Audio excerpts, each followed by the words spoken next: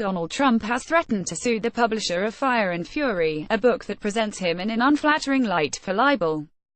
Credit Mark Wilson. Getty update: Fire and Fury will now come out tomorrow. In defiance of Trump's lawyer, Henry Holt confirms that we received a cease and desist letter from an attorney for President Trump, a spokesperson for Henry Holt said in a statement, according to Variety. We see Fire and Fury as an extraordinary contribution to our national discourse, and are proceeding with the publication of the book. Author Michael Wolff added, "Here we go. You can buy it and read it tomorrow. Thank you, Mr. President." A lawyer for Donald Trump informed the publisher of an upcoming book about the president Thursday that they would sue if the book were released.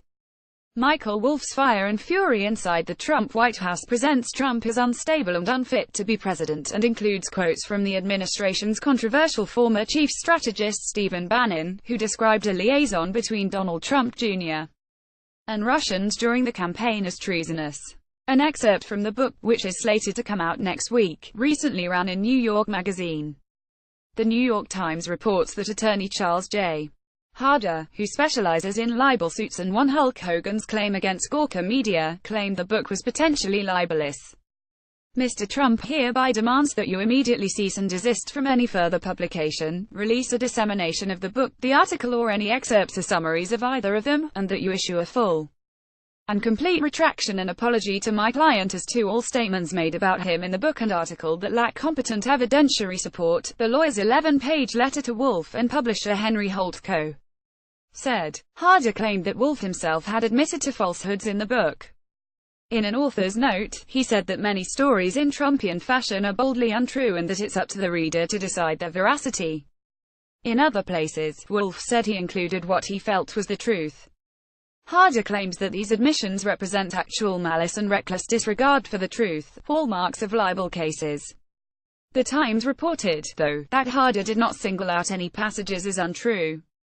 And Vice reports that the letter to Wolff and his publisher requests both digital and hard copies of the book so Harder can assess all of the statements inside. Although Wolff has yet to comment on the libel threat, he told The Times Wednesday that he was wholly comfortable with his sources. Wolff's editor, John Sterling, said that they had not yet responded to the attorney's letter. In addition to Bannon's claims about Trump Jr. and a comment describing Ivanka Trump as dumb as a brick, the book contains many stories that paint the president in an unflattering light. It claims that he was uninterested when an aide attempted to explain the Constitution to him, according to the paper, and that he would not read one-page briefings. It reportedly repeats several insults from advisors and alleges that Melania Trump was so upset about the idea of moving to Washington, D.C., that she was crying when it was announced her husband had won the election. She has later issued a statement refuting that claim. The White House has described the book as trashy tabloid fiction and filled with false and misleading accounts. On Wednesday, Trump also released a statement to address Bannon's claims. Stephen Bannon has nothing to do with me and my presidency, he said. When he was fired, he not only lost his job, he lost his mind. Vice reports that Trump also sent a cease and desist to Bannon for allegedly violating a non-disclosure agreement that would have prevented him from talking to Wolff.